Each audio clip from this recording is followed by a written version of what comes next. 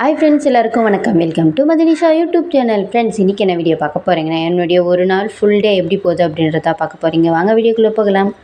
இப்போ தான் நம்ம சேனலை ஃபஸ்ட் டைம் பார்க்குறீங்கன்னா ப்ளீஸ் மறக்காமல் லைக் பண்ணி நம்ம சேனலை சப்ஸ்கிரைப் பண்ணி வச்சுங்க. அப்போ தான் நான் போகிற கிராமத்து வைக்கலாம் உங்களை வந்து சேரும். இப்போ வாங்க வீடியோக்குள்ளே போகலாம். காலையில் எழுந்ததுமே சூரியன் பார்க்குறதுக்கு அவ்வளோ அழகாக ஆரஞ்சு கலரில் சூப்பராக இருந்தார். அவரை பார்த்துட்டு அப்படியே இன்றைக்கி வந்து அவரைக்காய் குழம்பு வைக்கலாம் அப்படின்னு சொல்லிட்டு நம்ம செடியிலே இருக்குது. அந்த அவரைக்காயை போய் பறிச்சுட்டு வரலான்னு சொல்லிட்டு நானும் குட்டி பொண்ணும் மேலே போயிட்டு பறிச்சுட்டு இருந்தோம். ரொம்பவுமே சூப்பராக இருந்தது. அவ்வளோ ஃப்ரெஷ்ஷாக இருந்தது. நம்ம தோட்டத்தை காய் நம்ம சொந்த இதில் விளைச்சி சாப்பிட்றது ரொம்பவுமே டேஸ்ட்டாக இருக்கும். ரொம்பவுமே இருக்கும். காலையில் அந்த சூரியனை பார்த்துட்டு தண்ணியெல்லாம் வந்தது, அதெல்லாம் பிடிச்சி முடிச்சுட்டு அதுக்கப்புறமா தான் மித்த மேலே வந்திருந்தேனே.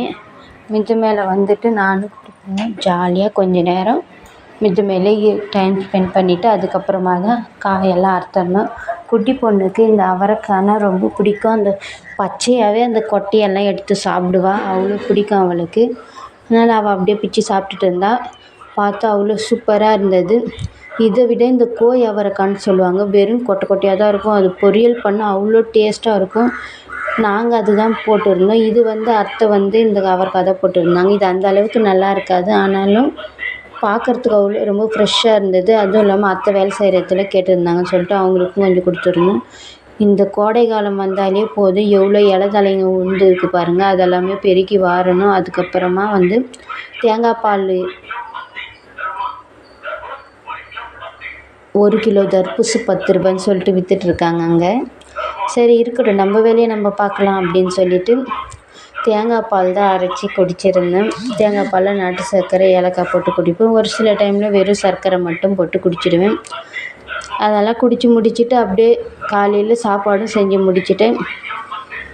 அவருக்காக வந்து அத்தை நான் வேலை செய்கிற எடுத்துகிட்டு போகிறேன் அப்படின்னான்னு சொல்லிட்டு அவங்களுக்கு அது கொடுத்துட்டேன். நான் அது குடிச்சிட்டு அதுக்கப்புறமா துணியெல்லாம் துவைக்க வேண்டிய வேலை இருந்தது. அதெல்லாமே துவைச்சி முடித்து உணர்த்திட்டு அதுக்கப்புறமா குட்டி பொண்ணை பால்வாடிக்கு கூட்டிகிட்டு போயிட்டு வந்தேன். பால்வாடிக்கு போயிட்டு வந்து கொஞ்ச நேரம் அப்படியே ரிலாக்ஸாக உக்காந்துட்டு இருந்துட்டு மதியத்துக்கு நாங்கள் வந்து கிராமத்தில் காலையில் செஞ்சதை தான் மதியத்துக்குமே யூஸ் பண்ணிப்போம். அதாவது சாப்பாட்டை நைட்டில் மட்டும் எதுனா சூடாக தோசை அந்த மாதிரி எதுனா செஞ்சு சாப்பிடுவோம். எப்போனா ஒரு டைம் ஆசையாக இருந்தால் சப்பாத்தி செய்வோம். எண்ணெய் ஐட்டம்லாம் அந்த அளவுக்கு செய்ய மாட்டோம். நிறைய களி வகைங்க, கேழ்வரகு களி, கம்மங்களி, கேப்பங்களி இந்த மாதிரி தான் செஞ்சு சாப்பிடுவோமே. இந்த இருக்கிறதுலேயே இந்த குட்டி பொண்ணு ட்ரெஸ் வந்து அவ்வளோ இதுவாக இருக்குமே.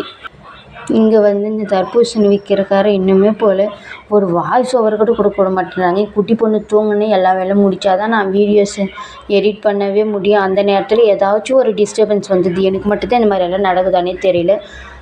சரி சீக்கிரமாக இன்னும் வீட்டில் வேலையெல்லாம் போட்டதே அப்படியே இருக்குது. இப்போ வாய்ஸ் ஓவர் கொடுக்குறது வந்து 12 மணி பகல் வந்து இப்போ வந்து அதுக்கப்புறமா குட்டி பொண்ணு வந்து சாப்பிட வச்சுட்டேன். இன்றைக்கி அவளுக்கு ரொம்பவுமே பிடிச்ச சாதம் ரச சாதம் தான் செஞ்சுருந்தேன்.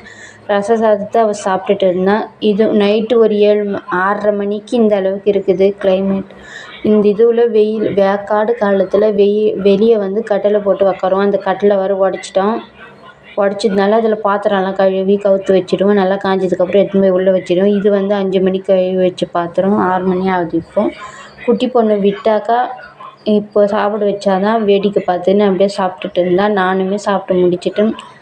கிராமத்தில் மோஸ்ட்லி இந்த சூரியன் மறையத்துக்கு முன்னாடியே சாப்பாடெல்லாம் செஞ்சு சாப்பிட்டு விடுவாங்க அப்படின்னு சொல்லுவாங்க.